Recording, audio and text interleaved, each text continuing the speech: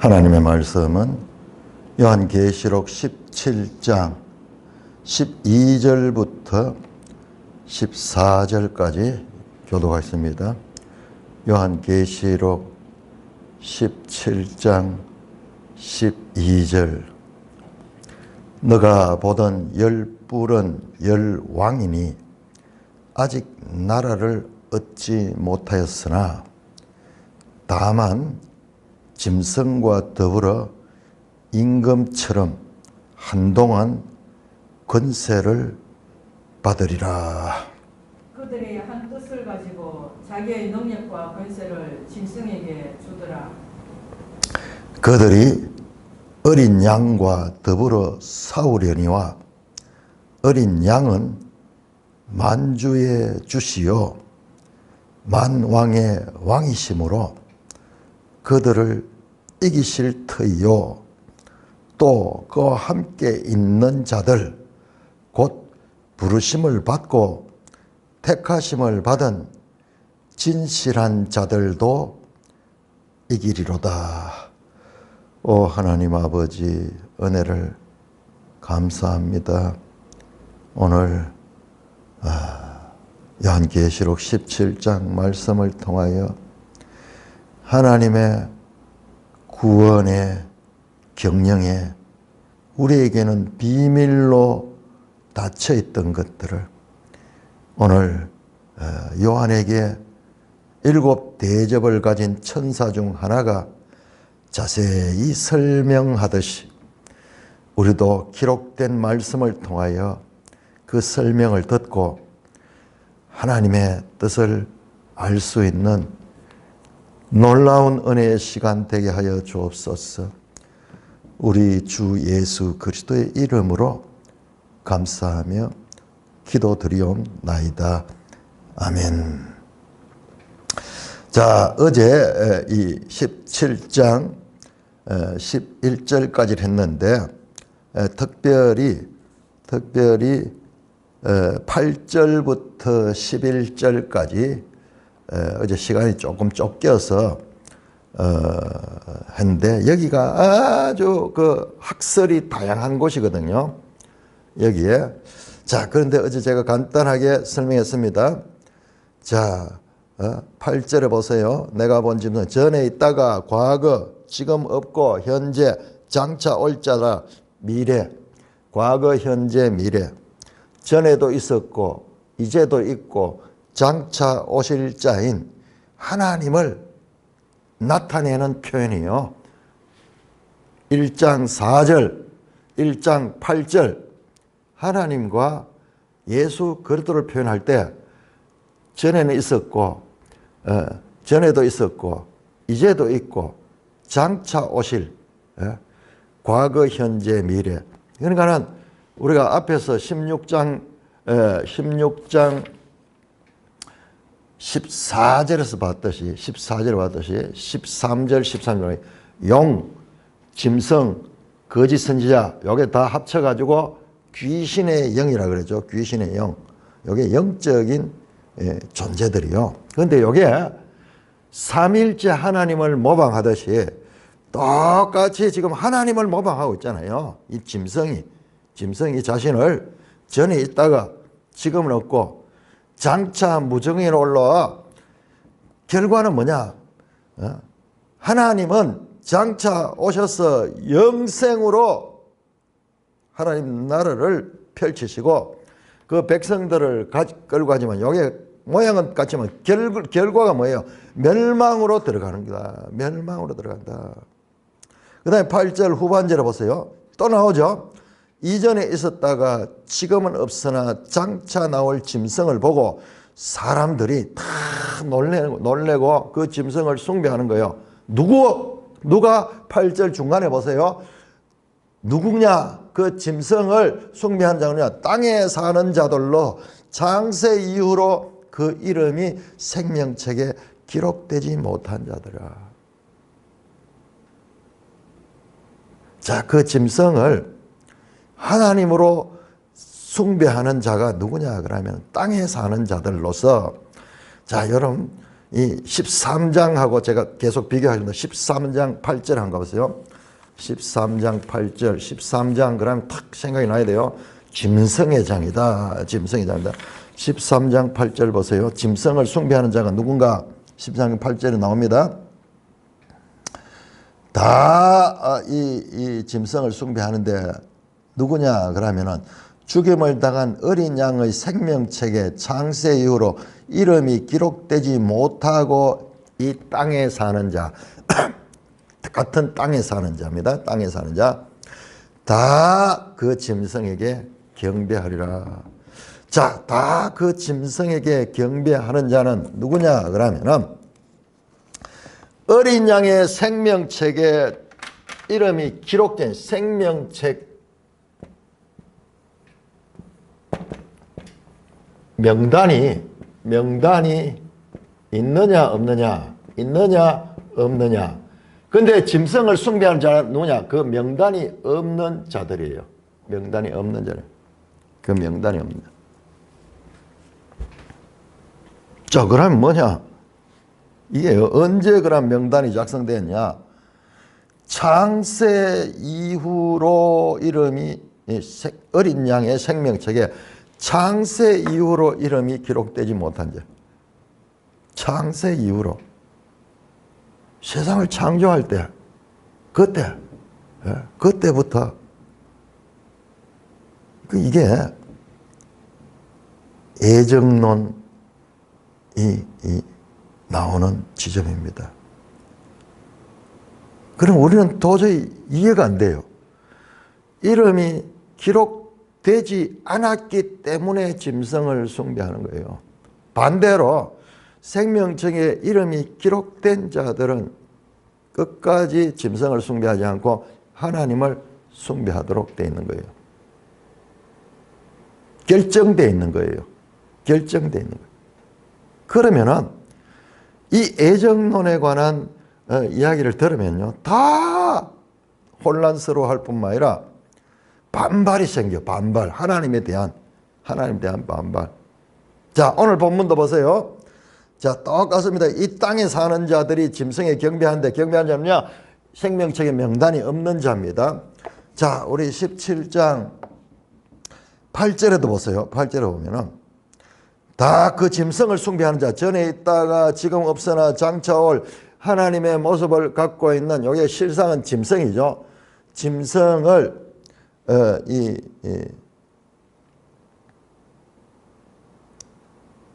다 보세요. 창세 이후로 동일하죠. 땅에 사는 자들로서 창세 이후로 13장 8절과 단어가 똑같습니다. 그 이름이 생명책에 기록되지 못한 자들, 동일한 자예요. 여기도 짐승을 보고 놀랍게 여기며 그냥 놀랍게 여겼다 되어 있는데 13장을 보면 짐승의 표를 받고 짐승을 하나님 대신 섬기는 거예요. 여기에 어마어마한 요한계시록이면서 요한계시록 속에서도 사도바울이 가르치던 그런 교리, 성경에서 나온 교리, 하나님의 절대 주권과 하나님의 애정과 선택과 작정에 의해서 구원받는 거예요. 사람은 하나님의 이 선택에 의해서. 그래서 구원은 전적으로 하나님의 주권적인 역사입니다. 그래서 우리가 반복해서 구원은 하나님께 속한 것이다. 이게 기독교 사상의 이게 가장 기본적인 사상인데, 그럼 교회 안에도요, 이 말씀을 받아들이지 못하는 교단이 가득 있습니다. 예를 들어서 감리교 같은데, 그 다음에 저 천주교는 말할 것도 없고, 그 다음에 우리 통합측 같은데, 장로교 가운데도 그런 데서 애정론을 이야기하고 이러지만은 통합측이나 합동측은 동일합니다. 그 교단이 원래 같은 교단이었고 나중에 이제 구분이 됐는데 신학 사상을 보면 완전히 다릅니다. 그쪽에는 오히려 애정론을 부인하는 거예요. 부인하는 그런 쪽으로 이 사상이 잡혀 있습니다. 그리고 자유주의 신학자들은 다 부인해요. 이 애정론을 들으면 분노가 이르는 거예요. 그래서 공격을 막 합니다. 여러분 신천지가 칼빈을 얼마나 정화하고 살인자고 뭐 이러면서 뭐 칼빈을 정화하는지 몰라요. 저거하고 칼빈하고 무슨 관계가 있다고. 그 이제 애정론, 애정론. 애정론, 그 다음에 14만 4천도 미리 다 정해져 있는 거예요. 그러니까는 자기들은 힘써 노력해서 14만 4천에 들어가야 된다 그러는데 그거하고 전혀 다르니까는. 근데 이거는요, 이게 바로 이 하나님의 주권,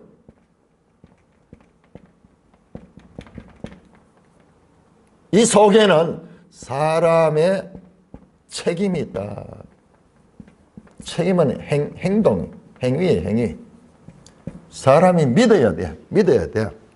자, 그런데 이거는 우리는 알 수 없는 영역이에요. 이거는 하나님께 속한 거야. 하나님의 속한 영역입니다. 우리는 사람이 열심히 노력하는데 이 두 개가 하나님의 주권이라는 개념 속에는 이게 들어있어요. 들어있습니다. 그래서 사람에게도 구원의 책임이 있는 거예요. 책임이 있는 거예요. 그러나 그 구원은 전적으로 하나님이 주권을 합니다. 우리는 이 두 가지 서로 대립되잖아요. 뭐 둘 중에 하나가 돼야 되는데 여러분 이 사람의 책임 하나님 주권 속에 포함되어 있어요. 그리고 그 구원의 생명책은 열기 전까지 아무도 몰라요. 아무도 몰라요. 근데 여기 나타나죠. 17장 이 동일한 8절은 13장 8절하고 17장 8절이 동일하게 다 생명책에 그 이름이 기록되지 못한 자들이 이 짐승을 숭배하는 거예요. 13장 8절하고 똑같은 내용이 여기 반복해서 나옵니다. 자, 그 다음에 보세요.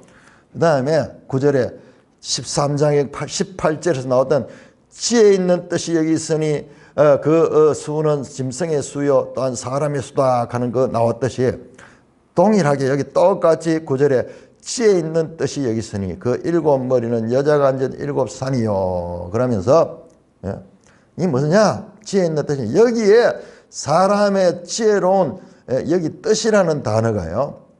이게 노우스 그래서 이성이에요. 생각, 이성. 지혜와 생각이 이거다. 뭐냐? 그 일곱 머리는 여자가 앉은 일곱 산이고 또한 일곱 왕이라. 자, 어제 말씀드렸죠. 여자가 앉은 일곱 산은 구체적으로 일곱 산의 도시, 1세기 당시에 세계를 지배하고 그리스도인들을 이 박해하던 로마 도시 자체가 일곱 산으로 이루어졌습니다. 그 다음에 로마라는 여신의 이름이 여신. 그 로마 할 때 끝에 아자로 끝나죠. 마리아, 그 다음에 에클레시아, 아자로 끝나는 게 이게 여성명사예요. 여성명사. 데살로니카, 다 유로파, 이게 전부 여성명사로 되어 있습니다. 그러니까는 그 로마 자체예요. 그대로. 실제로 1세기 요한계시록이 기록될 때 이 사용되던 도미티아누스 황제 시대의 동전이 발견되는데 그 동전에는 한쪽에는 그 황제의 얼굴이 새겨져 있고 뒤쪽에는 일곱 산위에 여자가 앉아있는, 그리고 그 여자가 앉아있는 밑에는 늑대가 있고 늑대의 젖을 빠는 두 아이가 나와요. 로마의 조상이 로물루스와 레무스 쌍둥이인데 남자 쌍둥이 아들인데 이 아들들이 어떻게 자랐느냐? 늑대의 젖을 먹고 자랐어. 늑대. 그래서 로마 시조는 늑대의 젖을 먹고 자란 짐승의 후손이 짐승의 후손.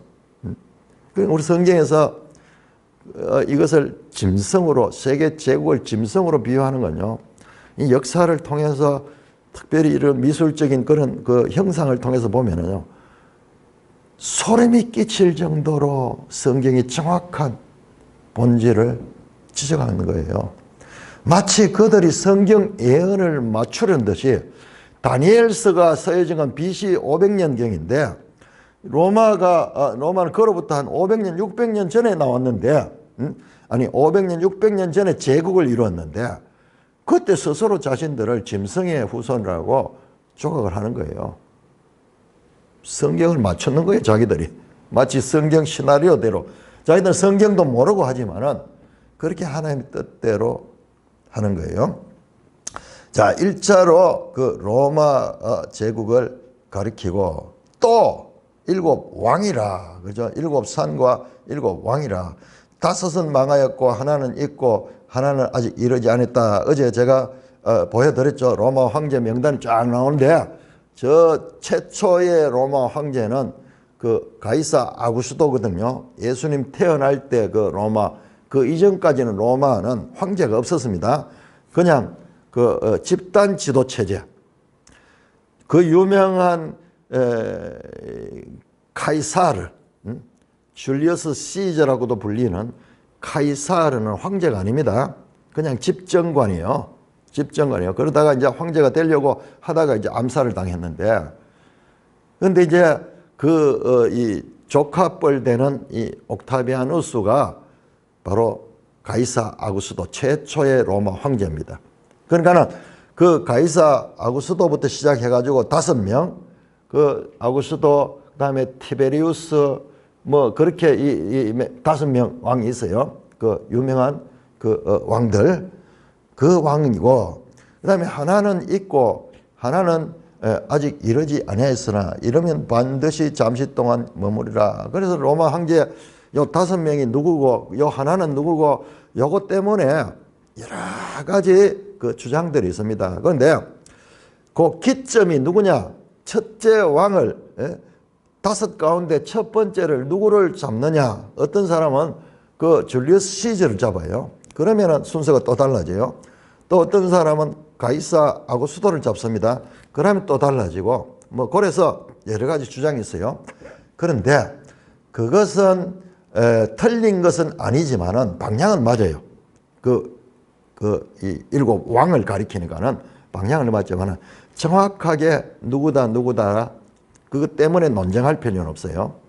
자, 그러면 이 하나는 아직 이르지 아니하였으니 이르면 반드시 잠시 동안 머문다. 잠시 동안 머문다. 여러분, 요 잠시 동안만 머무는 거예요. 그 이후에는 이게 없어져 버려요. 자, 그 다음에 11절 또 나오죠. 전에 있었다가 지금 없어진 짐승은 이번엔 또 8째다. 7왕이라 그러는 거 이번에 8째라 나왔어요. 8째. 자, 여러분들. 자, 이게 숫자가 성경에는 이 숫자 자체가 아주 중요한 의미를 가집니다. 지금 계시록은 계속 7을 강조하고 있죠. 여기 7머리 나오고 7왕이 나오고 그 7황제, 7머리, 7왕이라 그랬죠. 그래서 이제 7이 주로 많이 나오고 666, 777 나오죠. 자, 그런데 예수님의 이 헬라어 이름, 여러분 그 지도책 영상을 한번 보내주세요. 히브리어나 헬라어나 이 라틴어도 마찬가지고 숫자가, 우리는 숫자 따로 있고 그 다음에 우리가 그냥 그 호칭이 따로 있잖아요. 1, 2, 3, 4, 5, 6, 7, 8 또는 하나, 둘, 셋, 넷, 다섯 이렇게 다시 있는데 히브리어는 어떻게 되냐 하면은 히브리어는 이 말 자체가, 단어 자체가 A 같으면 A가 1이고 B 같으면 B가 2고 C 같으면 C가 3이고 D 같으면 D가 4고 이런 식으로 알파벳 순서와 숫자가 서로 연동되어 있는 거예요. 연동되어 있습니다. 자, 이게 히브리어도 그렇고 헬라어도 그렇고 라틴어도 그래요. 라틴어도 그렇습니다. 우리 한자는 그렇지 않죠. 한자, 우리는 한자 문화 거니까 한자는 그냥 수가 따르죠. 1, 2 짝대기 2개, 1은 짝대기 1개, 2는 짝대기 2개, 3은 짝대기 3개, 뭐 이런 식으로 그렇게 나오죠. 비슷해요. 우리 여기도. 자, 거기에 하면 예수님의 이름은 뭐냐 그러면은 예수님을 헬라어로 쓰면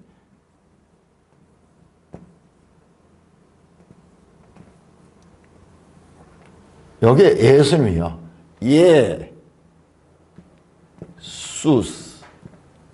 예수스 이거예요. 근데 그 헬라어 알파벳으로 해보면은 예수님의 이름이 숫자가 돼. 숫자로 하면 알파벳 숫자로 하면 그러면 요게 아마 8인가 그럴 거예요. I. 그 다음에 가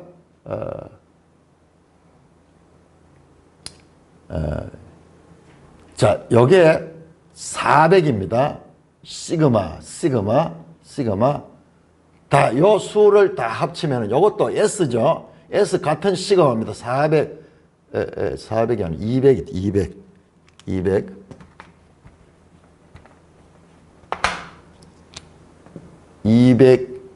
또 200. 요 수를 내가 지금 정확하게 잘 모르겠는데 다 합치면은 예수 이름을 합치면 수가 888이에요. 888.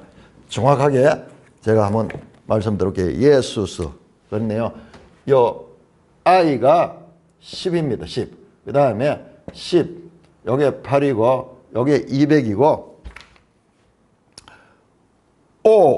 요게 70이고 U가 400이네요. 요게 O가 70이고 U가 400이고 요게 또 200이죠. 200입니다. 한번 더 해볼까요? 그다음에 200, 400, 800 그렇네요.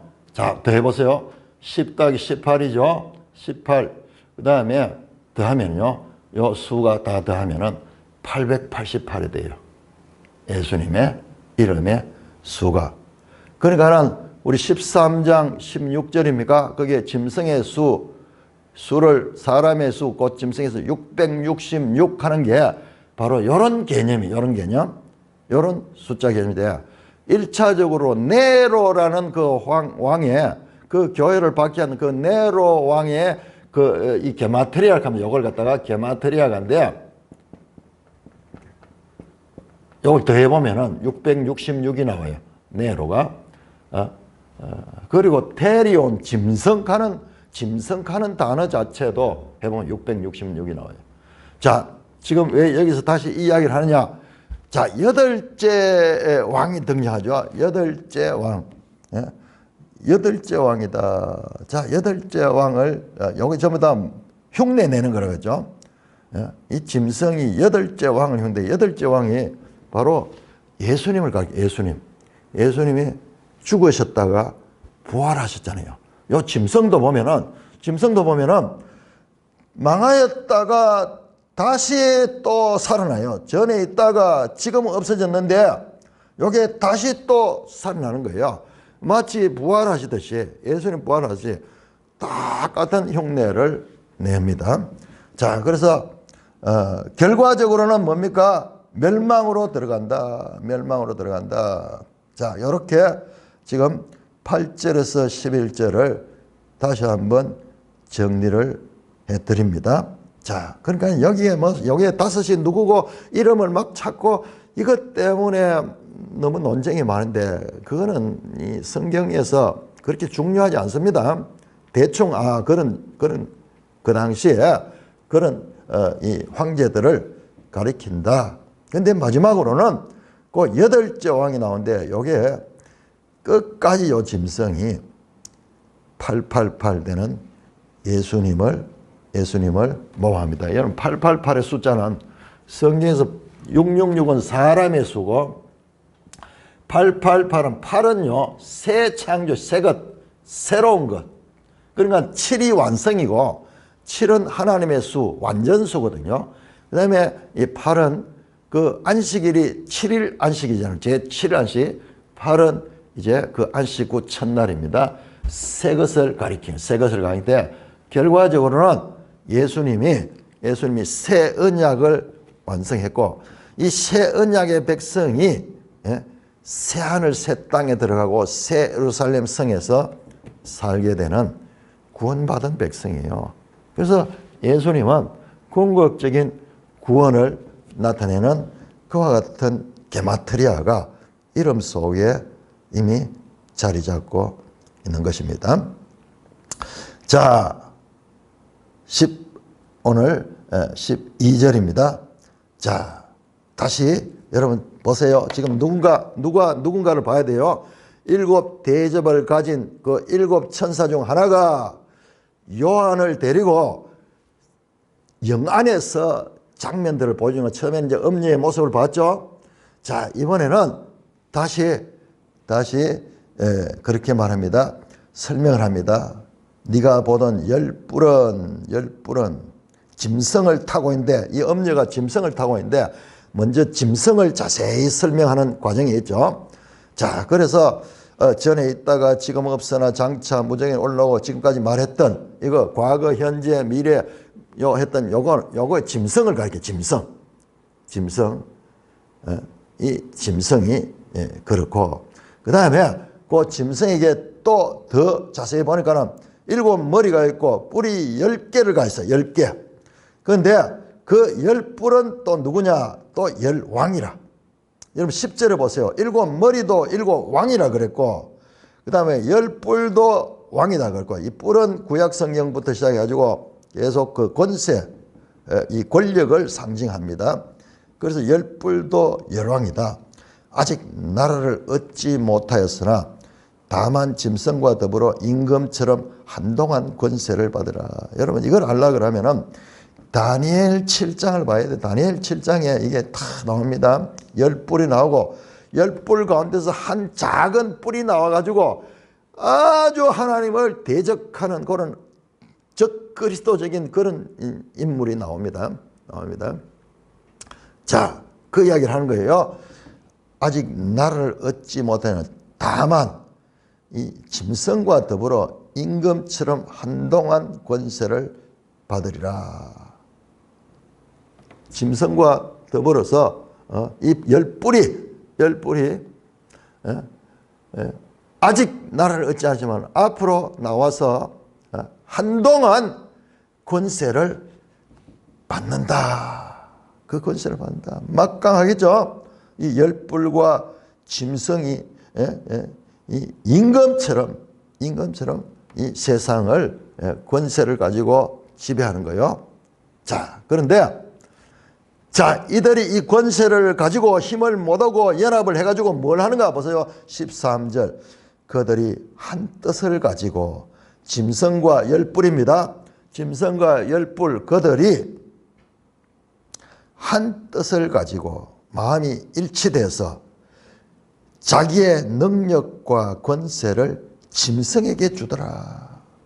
이야, 이 10뿔과 이 짐승이 이 권세를 가지고 있는데, 이 10뿔이 다 힘을 모아가지고 능력과 권세를 짐승에게 주더라. 그러니까 이 13장하고 똑같은 거예요. 13장에 보니까는 그 짐승에게 권세를 주고, 짐승이 거짓 선지자가 또 짐승을 막 숭배하게 하고 하듯이, 지금 13장의 내용이 여기서 더 확대돼 가지고 나오고 있습니다.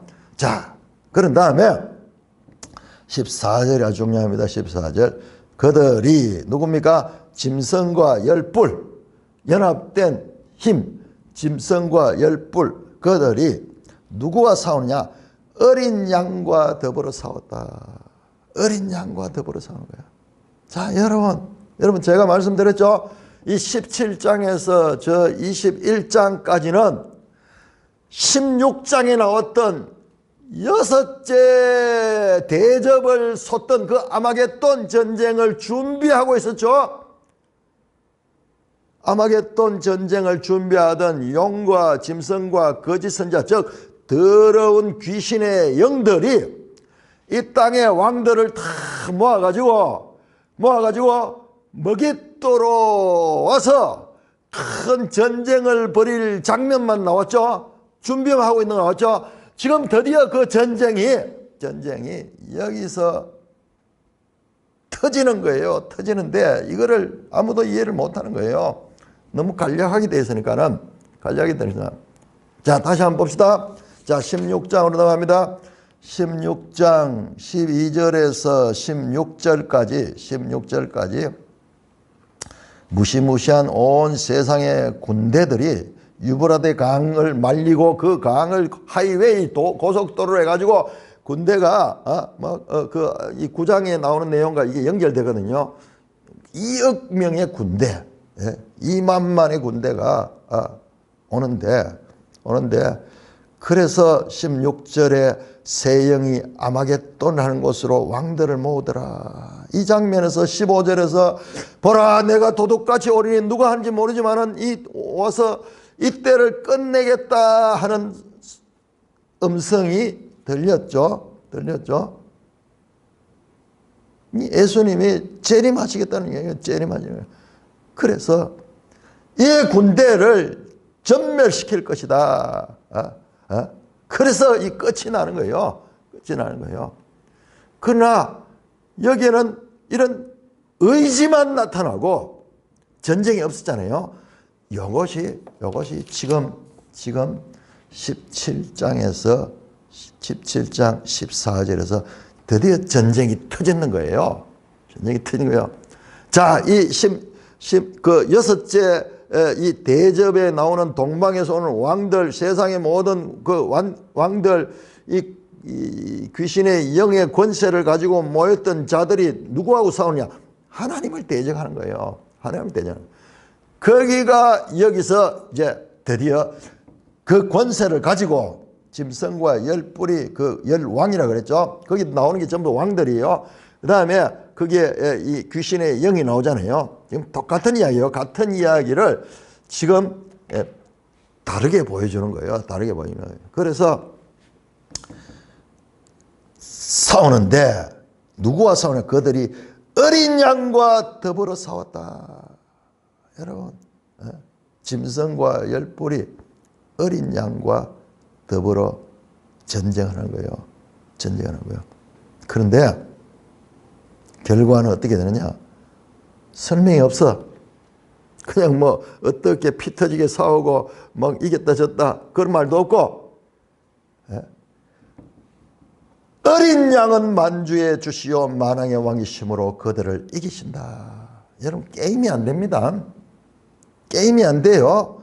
세상의 악한 영들이 다 모이고 세상에 그들을 이 세상의 왕들을 비해서 조정해가지고 그렇게 하나님을 대적하게 하지만은 어린 양이 나와가지고 싸우면요 완전히 싸움 대상이 되지 않아요. 시작하면 끝이에요.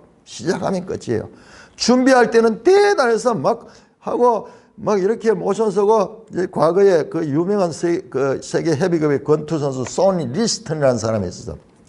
그야말로 무적이야. 당할 자가 아무도 없어. 그런데 새로 젊은 선수가 하나 등장하는데 그게 캐시우스 클레이, 즉 모하메드 알리라는 선수입니다. 그런데 누가 봐도 상대가 안 된다고 생각했어. 그런데 그래서 막 이 흥행을 위해 가지고 미리 막 그 선전을 하고 그럴 때 도박사들이 내기를 거는데 거의 9대 1 정도로 그 당시에 챔피언에 이긴다고 그렇게 내기를 걸 정도로 그런 분위기. 그런데 막상 정작 시합이 시작되는데 1회전 1분 몇 초 만에 한 방 맞고 뻗어버려. 지금 그런 것 같은 거예요. 게임이 안 돼요.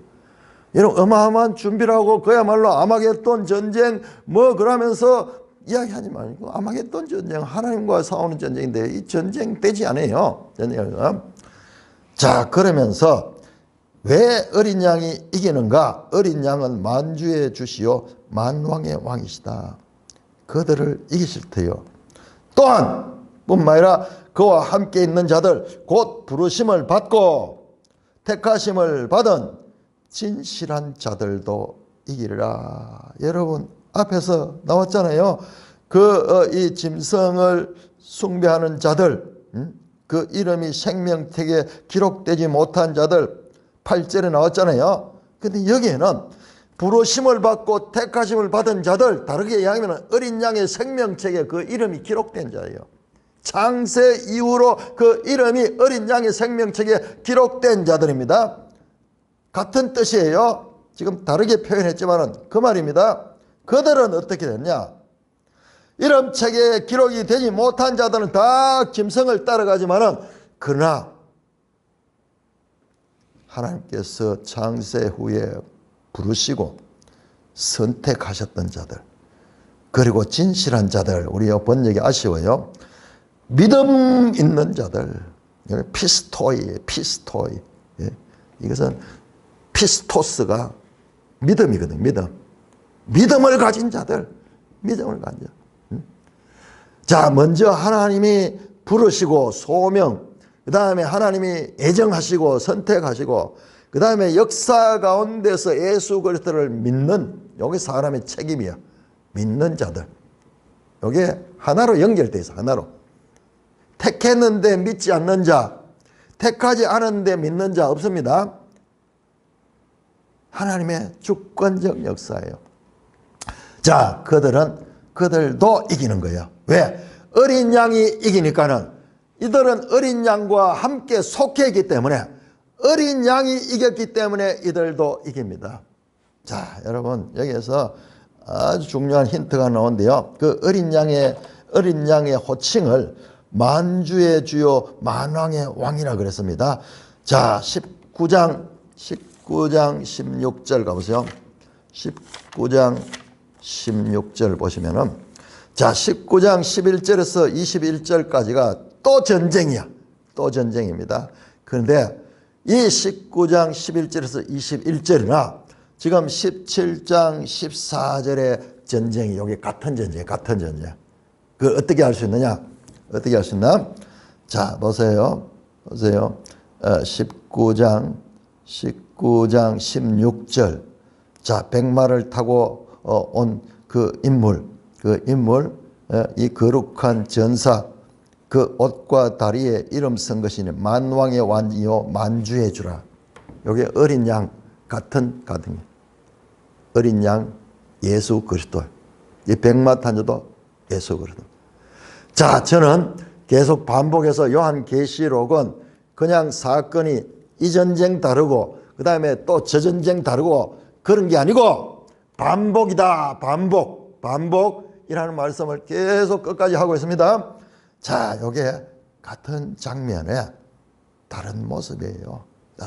여기는 너무 간략하게 쳐가지고 저기는 막 백마 타고 그 다음에 군대를 데려오고 막 그래가지고 싸우는 장면이 나오지만 여기는 한 절로 그냥 너무 간단하게 처리돼가지고 이거하고 그거하고 같은 건지를 거의 모르는 거예요. 뿐만 아니라 앞에 나왔던 16장의 그 아마겟돈 전쟁과 이게 같은 것도 연결을 못 시키는 거예요. 여러분, 반복입니다.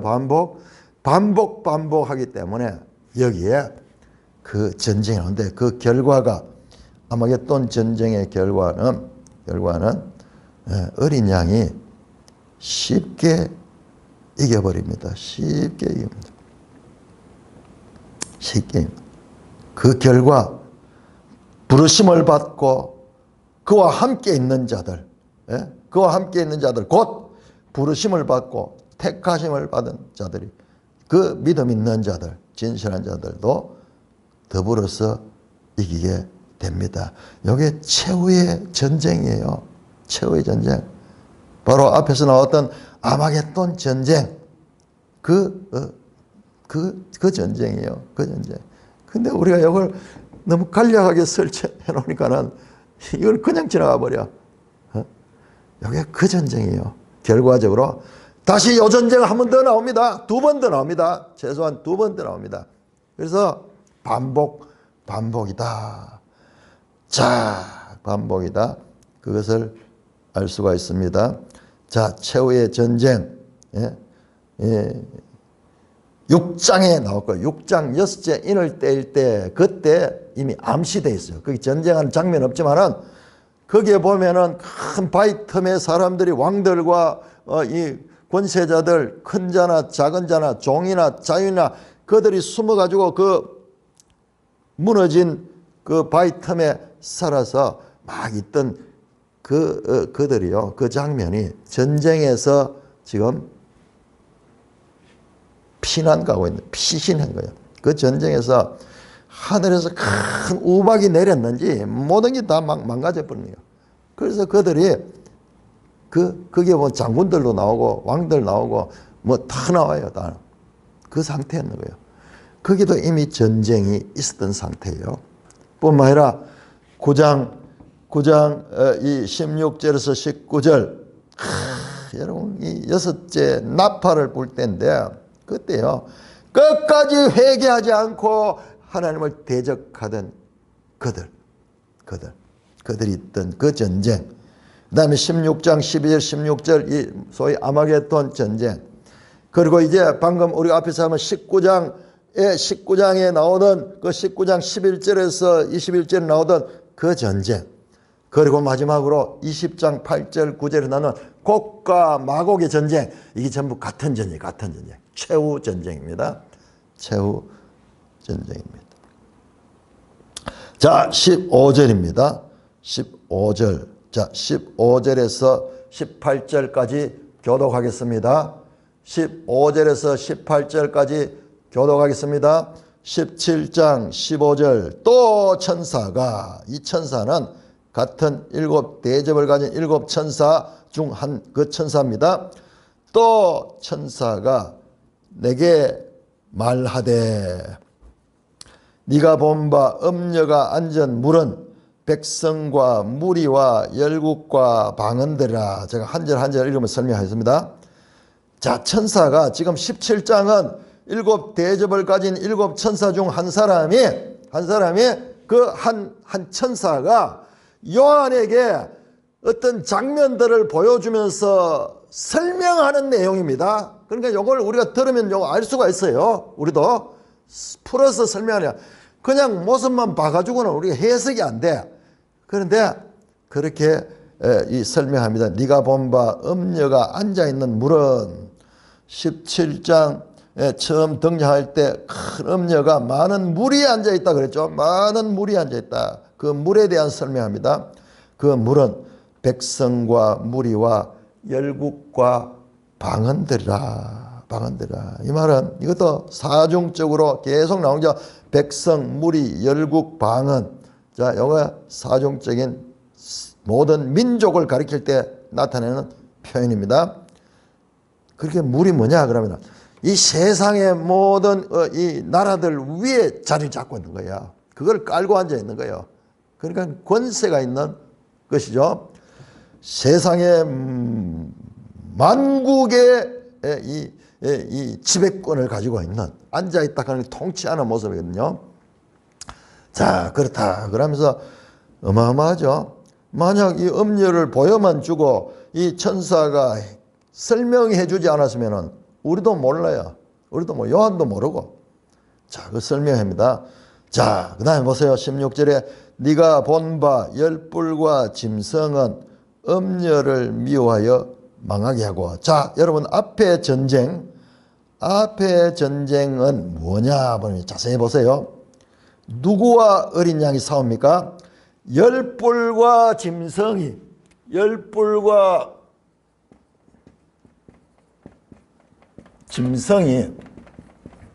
여기 14장이죠.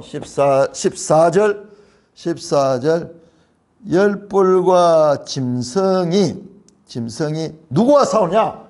어린 양과 싸워. 어린 양과 전쟁입니다.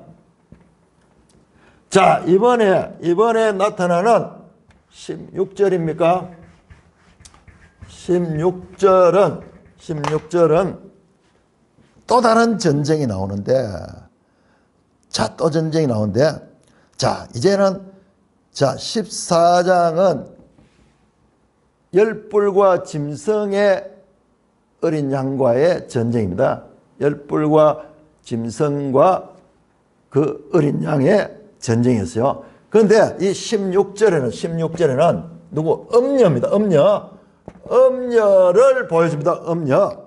자, 음녀가 자, 열불과 짐승이 어떻게 망하는가, 어린 양과 싸워서 망하는 걸 14절 간략하게 한 절에 보여줬고, 스냅 사진 하나 쫙 보여주는 거예요. 나중에 이걸 펼쳐가지고 또 자세히 설명해 줍니다. 자, 그 다음에 16절은 자세히 보면요.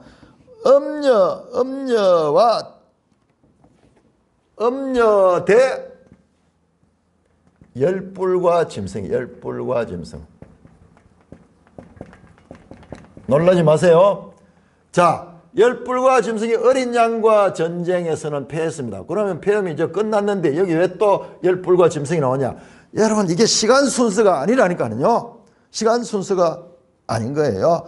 한 장면을 보여주고 설명해 주는 거예요. 또 한 장면을 보여주고 설명해 주는 거예요. 그러니까 논리적 시간의 순서로 이렇게 보면은 지금 말이 안 되잖아요. 어린 양과 전쟁에서 열불이 다 패했는데, 자, 그 장면은 그 장면이고, 이제 다시 열불과 짐승과 연합해가지고 음녀와 싸우는 게 나오는 거예요. 자, 음녀는 누굽니까? 음녀는 바벨론이에요. 바벨론. 아니, 이거는 누구예요? 이 열불과 짐승은 전부 사탄의 세력이, 사탄의 세력. 더 정확하게 말하면요. 자, 여러분, 짐승과 용과 짐승과 거짓 선지자. 자, 이들은 다 영적인 존재들, 영적 존재들이요. 영적 존재들. 이들이, 이 거짓 선지자가 영을 주면은 이 땅에 사람들이 거짓 선지자 활동하는 거예요. 이게 악의 삼위일체예요, 삼위일체. 근데 이것이 세상의 현실로 나타나는 게 이게 음녀고 바벨론이 바벨론. 세상에 구체적으로 우리 사람들이 만나는 거, 이걸 만나는 거예요. 이걸 만나는 거예요. 이걸 만나고, 자, 이 존재들은 영적 존재로 배후에서 역사를 하는 거예요. 이 사탄의 세력이.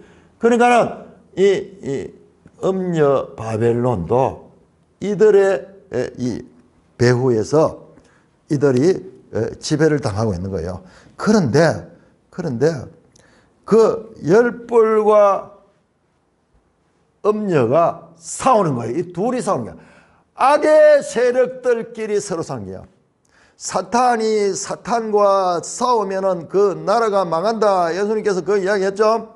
예수님이 복음서 가운데 나오는 말씀들이요. 그냥 나오는 게 많아요. 강한 자가 무장을 하고 있을 적에 더 강한 자 와서 그 무장을 빼앗고 그를 결박하고 그 빼앗긴 걸 다 찾아오는 이야기. 그 이야기 바로 앞에 나오냐고 하면, 사탄이 사탄을 대적하면은 그 사탄의 나라가 망한다. 지금 이 장면이죠. 사탄의 나라에 속하 있는 이 음녀 바벨론과 역시 사탄의 도구인 열불과 짐승 이 서로 싸우는 거예요. 서로 싸웁니다. 네가 본 바 열불과 짐승은 음녀를 미워하여 망하게 하고, 자, 여기 중요합니다. 망하게 하고 벌거벗게 하고 그의 살을 먹고 불로 아주 사르리라. 불로 아주 사르리라. 자, 여러분, 요게 지금 말씀드렸듯이 앞에 나오는 내용과 뒤에 나오는 내용과 다 연결이 됩니다. 자, 벌거벗게 수치스럽게 만들고 그 다음에 그의 살을 먹고 뿐만 아니라 불로 아주 사르는, 여러분, 악한 세력과 악한 세력이 서로 싸우는 사탄의 세력끼리의 전쟁이 지금 이 장면입니다. 이 장면.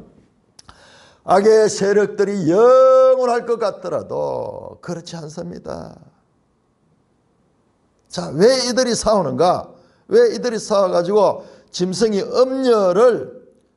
음녀를 그냥 죽일 정도가 아니고 망하게 할 정도가 아니고 벌거벗기고 살을 먹고 불로 태우는, 그야말로 처절하게 그를 멸하는데 그 이유가 나옵니다. 왜 갑자기 이들끼리 싸우느냐? 17절입니다. 이는 하나님이 자기 뜻대로 할 마음을 그들에게 주사. 누구에게? 열불과 짐승에게 하나님께서 이런 마음을 주는 거예요. 그러니까 그 열불과 짐승이 한 뜻을 이루고, 여러분 여기에 13절에 나왔잖아요. 이 짐승과 열불이 서로 한 뜻을 이루었다. 그들이 한 뜻을 가지고 13절에 나왔죠. 같은 말이에요. 한 뜻을 이뤄가, 짐승과 열불이 한 뜻을 이뤄가지고 그들이 그들의 나라를 그 짐승에게 준다. 이 음녀를 멸망시키고 그 나라를 자기들이 짐승이 가지는 거예요. 짐승이 가지는. 그런데 보세요. 그런데 그들의 나라를 그 짐승에게 주게 하시되, 여기 한시적이야. 하나님의 말씀이 응하지까지 하심이라. 여러분, 이 너무너무 중요한 내용입니다. 자, 이와 같은 음녀와 열불과 짐승이 자기들끼리 싸우는데 그 이유가 뭐냐? 하나님의 그들의 마음을 주장하시고 하나님이 그들의 악한 마음을 그냥 허락하시고 버려두시니까는 그들이 서로 싸우는 거예요. 서로. 이게 하나님의 구원의 경륜입니다. 하나님이 그 백성들을 구원하기 전에 먼저 악한 세력들을 다 심판하셔야 되는데 지금 그렇게 하는 거예요. 하나님의 말씀이 응하기까지 그들이 서로 싸우게 하고, 그래서 그 음녀를 망하게 합니다. 망합니다. 자, 이게 엄청난 전쟁이에요.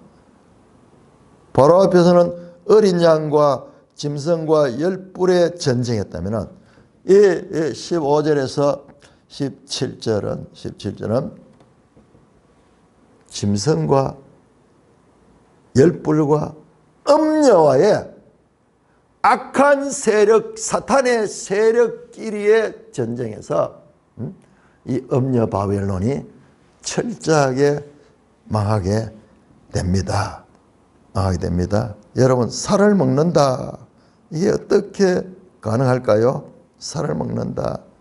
여러분, 이 음녀의 모델은요, 이 성경에서 그냥 나오는 게 아니에요. 구약 성경 배경을 가는데, 여러분, 7 교회를 말할 적에 그 두아디라 교회입니까? 그 교회 보면요, 이세벨이 나와요. 이세벨의 길을 따르는 자들이 있다. 그렇게 나오죠. 자, 2장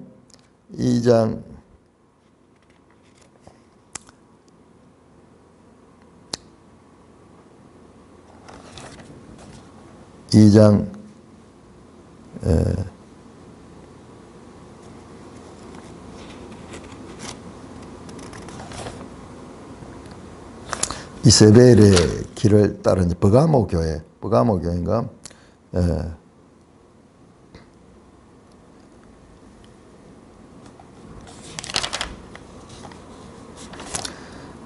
이세벨의 행위를 따르는 자 행음하고 그러면서 나오죠. 이런 걸 팍팍 목사님 찾아내야 되는데 막상 찾으려고 하면 잘 안 보이네요. 이세벨이 어느 교회에 나옵니까? 발람의 교훈을 지키는 자들. 이세벨의 교훈을. 이세벨. 그렇네요. 두아디라 교회 맞네요. 20절 나오네요. 자칭 선지자는 여자 이세벨을 네가 용납하니. 이세벨이 나오죠. 이세벨은 누굽니까? 열왕기 하에, 이 열왕기 상, 열왕기 하에 나오는 이 아합의 부인이죠. 아합 왕의 부인.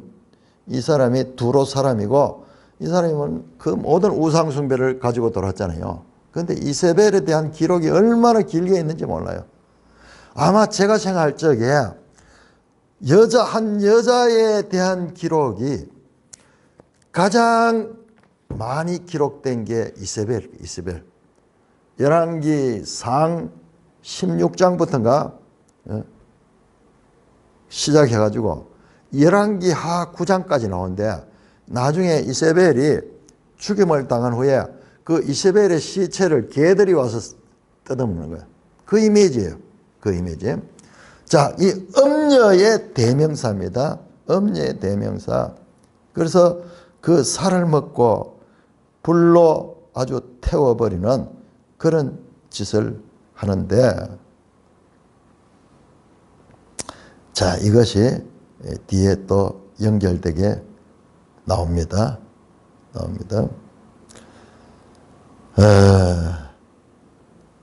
자, 이렇게 중요합니다. 음녀 대 열불과 진노, 자기들끼리 싸우는 거. 이렇게 해서 음녀가 먼저 망하는데, 자, 이 음녀가 이제 망하면 이제 퇴장하겠죠. 근데 퇴장 안 해요. 자, 보세요. 18절에 보시면, 네가 본 그 여자는 음녀를 가리킵니다. 땅의 왕들을 다스리는 큰 성이라. 음녀 이꼬로 큰 성 바벨론이야, 바벨론. 그러면 이번에는 지금은 이제 17장에서 음녀의 망함을 지금 보여줬죠. 그 다음에 이제 18장은 바벨론의 멸망을 보여줍니다. 바벨론의 멸망인데, 근데 이 둘이는 같은 이 대상이요. 같은 대상. 음녀가 바로 바벨론이고, 바벨론이 그 음녀예요. 음녀입니다. 자, 그래서 이제 17장 18절에서 이 여자가 땅의 왕들을 다스리는 큰 성이라 그렇게 하고는 18장에 이제 넘어가면은 이 바벨론이 또 멸망하는 장면을 자세히 보여줍니다. 자, 제가 말씀드렸죠. 17장 이후의 내용은 16장에 나오는 6째 대접 심판, 그리고 7째 대접, 이제 끝나는 거, 마지막이다. 그 장면들을 이제 자세하게 확대해서 보여주는데, 어떤 방식으로 그 7 대접 천사가, 7 대접을 가진 천사 중에 그 한 사람이 사도 요한을 영안에서 데려가면서 환상을 보여주고, 그냥 보여준데 끝나지 않고 설명해주고, 설명해주는, 자, 그 내용이 바로 17장 내용이었다. 자, 17장에서는 음녀가 망하는 것을 이제 볼 수가 있습니다. 그러면 18장에는 이제 같은 음녀의 또 다른 표현인 바벨론이 망하는 것을 길게 자세하게 설명하고 있습니다. 찬송가 425장입니다.